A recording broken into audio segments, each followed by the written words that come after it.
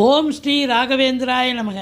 சிம்மமுகிய ரௌத்ர ரூபிண்யாம் அபயாஸ்தாங்கத கருணாமூர்த்தே சர்வ வியாபிதம் லோகரட்சமாம் பாப விமோசன துரித நிவாரணம் லக்ஷ்மி கடாட்ச சர்வாபீஷ்டம் அநேகம் தேஹி நுரசிம்மா. மாதா நரசிம்ம, பிதா நரசிம்ம, பிராதா நரசிம்ம, சகா நரசிம்ம, வித்யா நரசிம்ம, திரவிணம் நரசிம்ம, சுவாமி நரசிம்ம, சகலம் நரசிம்ம, இதோ நரசிம்ம, பிரதோ நரசிம்ம, யதோ யாகி ததோ நரசிம்ம, நரசிம்ம தேவாத்பரோ நகசீஸ் தஸ்மா நரசிம்ம சரணம் பிரத்யேக. யோகிராம் சுரத்குமார், யோகிராம் சுரத்குமார், யோகிராம் சுரத்குமார், ஜெயகுருராயா. உலகெங்கிலும் வாழ்ந்து கொண்டிருக்கும் ஸ்ரீ ராகவேந்திரா யூடியூப் சேனல் நேயர்களுக்கு டாக்டர் சைதே ராஜாவின் அன்பான வணக்கங்கள்.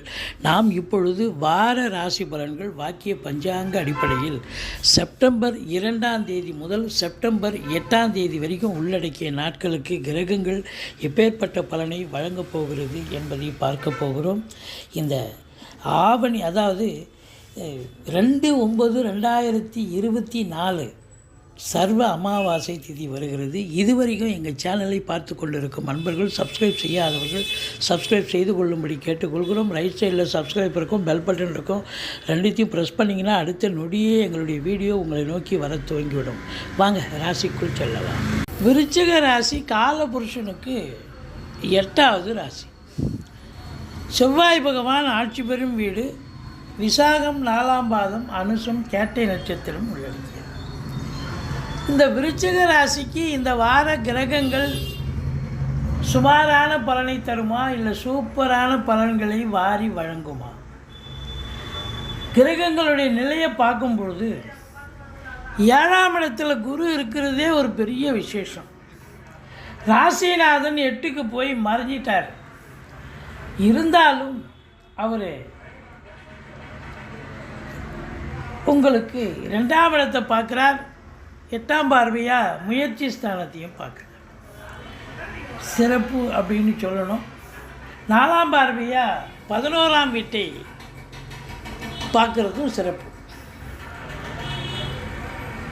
4ஆம் இடத்துல சனி பகவான் இருக்கார், வக்ரகதியில் இருக்கார். 5ல் ராகு, ப்ளஸ்ஸும் இருக்குது, மைனஸும் இருக்குது. 10ஆம் இடத்து அதிபதி சூரியன் 10ல் ஆட்சி பீடம் ஏறியிருக்கிறார். இப்படி கிரகங்களுடைய நிலைகள் மிக மிக சிறப்பாக இருப்பதால் இந்த விருச்சிக ராசிக்கு நிச்சயமாக இந்த வாரம் அமோகமாக இருக்கும் அப்படின்னு சொன்னால் மிகையாகாது. குரு ஒன்றே போதுங்க. குரு 7லேருந்து ராசியை பார்க்குறார். தெளிவான சிந்தனை, செயல்கள், எண்ணங்கள் ஏற்படும். அது இருந்தாலே நீங்கள் அதை உங்கள் வேலை பண்ணுறீங்களா இல்லை தொழில் பண்ணுறீங்களா, அதில் இன்வால்மெண்ட்டோடு இருந்து அச்சீவ் பண்ணக்கூடிய ஒரு காலகட்டமாக இது மாறிவிடுகிறது. இழந்த கௌரவத்தை பெறக்கூடிய காலகட்டம். சமூகத்தில் பேரு, புகழ், அந்தஸ்து உயர்வடையக்கூடிய ஒரு நிலை வந்தாச்சு அப்படின்னு சொல்லலாம். 2ஆம் இடத்து அதிபதி குரு பகவான் 7ல் இருக்கார். குடும்பத்தில் நிம்மதி, சந்தோஷம், குதூகலம் ஏற்பட போகிறது. உங்கள் சொல்லுக்கும் செயலுக்கும் மதிப்பு, மரியாதை கண்டிப்பாக கிடைக்கும் அப்படின்னு சொல்லக்கூடிய நிலை. விருச்சிக ராசி ஜோசியர்களாக இருந்தாலும் சரி, வழக்கறிஞர்களாக இருந்தாலும் சரி, ஆசிரியர் பெருமக்களாக இருந்தாலும் சரி, யாராக இருந்தாலும் வாக்கினை தொழிலாக கொண்டு செயல்படக்கூடியவர்களுக்கு இந்த காலகட்டம் பெரிய லெவலில் ஃப்ளரிஷ் ஆகும். சாதிக்க முடியும், சரித்திரம் படைக்க முடியும் என்று சொன்னால் மிகையாகாது. 3ஆம் இடம் முயற்சி ஸ்தானத்தை குரு பார்க்குறார். அது மட்டுமல்ல, செவ்வாயும் பார்க்குறார் ராசிநாதன். அப்போது நீங்கள் எடுக்கின்ற எந்த முயற்சியாக இருந்தாலும் அது இமாலய வெற்றி பெறும் என்று சொன்னால் மிகையாகாது. இளைய சகோதர சகோதரிகளால் நன்மைகள் ஏற்படும். பிபிஓ, சாஃப்ட்வேர், ஹார்ட்வேர், தபால் தந்தி, லாக்கா, கொரியர் சர்வீஸ், விளையாட்டு வீரர்கள், வீராங்கனைகள், நடனக் கலைஞர்கள், ஸ்டண்ட் கலைஞர்கள், பின்னணி பாடகர்கள், இசை அமைப்பாளர்கள், இசை வல்லுநர்கள், சினிமா மற்றும் தொலைக்காட்சி பிரிவில் பணியாற்றக்கூடிய நடிகைகள், டெக்னீஷியன்கள், எடிட்டர்கள், கேமராமேன்கள், புகைப்பட கலைஞர்கள், அத்துணை பேர்களுக்கும் வாய்ப்புகள் வந்து கதவை தட்டக்கூடிய ஒரு அற்புதமான ஒரு காலகட்டம். ஒரு சிலர் குறுகிய தூர பிரயாணத்தில் மூலம் நன்மைகள் நடக்கும். ஒரு சிலர் நீண்ட தூர பிரயாணத்திற்கு அடித்தளம் போடுவீர்கள்.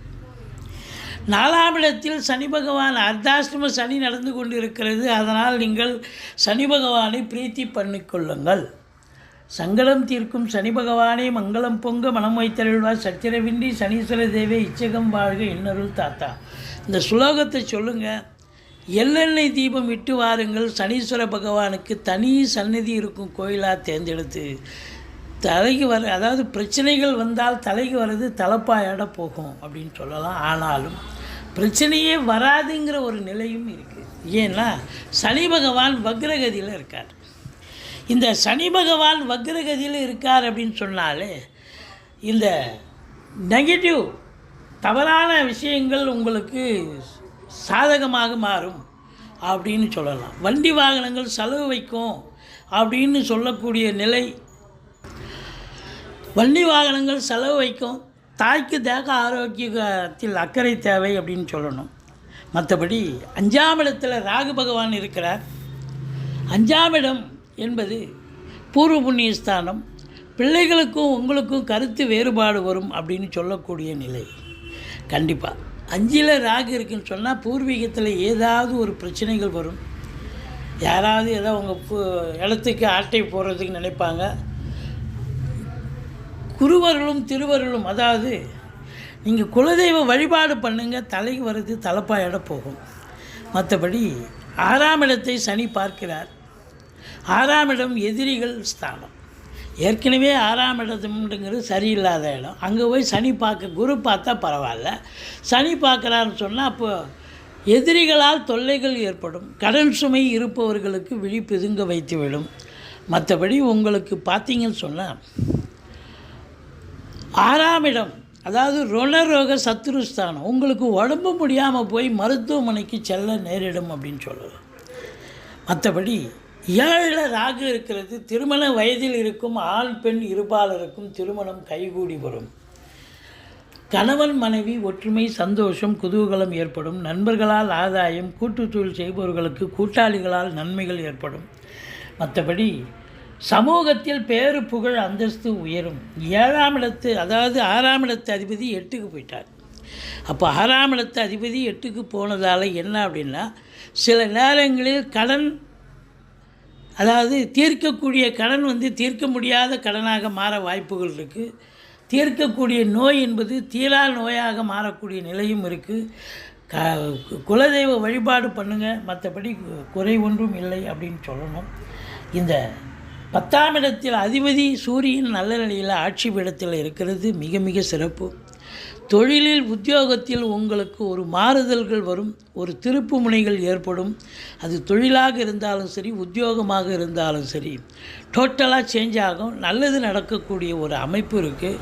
ஆனாலும் சனி பார்வையில் இருக்கிறதால 8 ஹவர் டியூட்டின்னா 10 ஹவர் வேலை பார்க்க வேண்டிய சூழல் கண்டிப்பாக ஏற்படும். மொத்தத்தில் பார்க்கும் பொழுது அரசாங்கத்தில் உயர் பதவியில் இருக்கும் அன்பர்கள், மற்றபடி ஆசிரியர் பெருமக்கள், பேராசிரியர்கள், இலக்கியவாதிகள், பிள்ளைகள், இவங்களுக்கெல்லாம் நல்ல அற்புதமான நேரம். தந்தைக்கு அற்புதமான ஒரு டைம். அதே நேரத்தில் அரசியல்வாதிகளுக்கும் பொற்காலம் என்று சொல்லலாம். சனி பார்வையில் இருப்பதால் கொஞ்சம் விழிப்புணர்ச்சியோடு இருக்க வேண்டிய அவசியமாகிறது. மற்றபடி 10க்குடையவன் 10ல் ஆட்சி பீடம் ஏறி இருப்பதால் ஒரு படித்த இளைஞர் வேலைக்காக முயற்சி பண்ணுறார். அரசு உத்தியோகமே கண்டிப்பாக கிடைக்கும். இல்லை சொந்த தொழில் பண்ணணுன்னா தாராளமாக சொந்த தொழில் பண்ணக்கூடிய நிலை நிர்பந்தம் ஏற்பட்டுவிடும். நல்ல சம்பாத்தியம் கண்டிப்பாக கிடைக்கும். மொத்தத்தில் பார்க்கும் பொழுது உங்களுக்கு 11ஆம் இடத்தில் சுக்கிரன் இருக்கிறார். 7க்குடையவன் 11ல் இருந்தால் வாழ்க்கை துணை அல்லது மனைவியால் யோக பாக்கியங்கள் கிடைக்கும். முதல் திருமணம் முறிவு ஏற்பட்டு 2வது திருமணத்திற்காக காத்திருப்பவர்களுக்கு நல்லதே நடக்கக்கூடிய ஒரு சூழல் கண்டிப்பாக இருக்கிறது. மொத்தத்தில் இந்த விருச்சிக ராசியில் பிறந்த அன்பர்களுக்கு இந்த வாரம் ரொம்ப அமோகமாக இருக்கும், சூப்பராக இருக்கும். நீங்கள் துர்க்கையை வழிபாடு செய்யுங்கள், முருகப்பெருமானை வணங்குங்கள். எங்களுடைய வீடியோ பிடிச்சிருந்தால் லைக் பண்ணுங்கள், ஷேர் பண்ணுங்கள், சப்ஸ்கிரைப் பண்ணுங்கள். மறக்காமல் சப்ஸ்கிரைப் பண்ணுங்கள். நன்றி. வாழ்க வளமுடன்.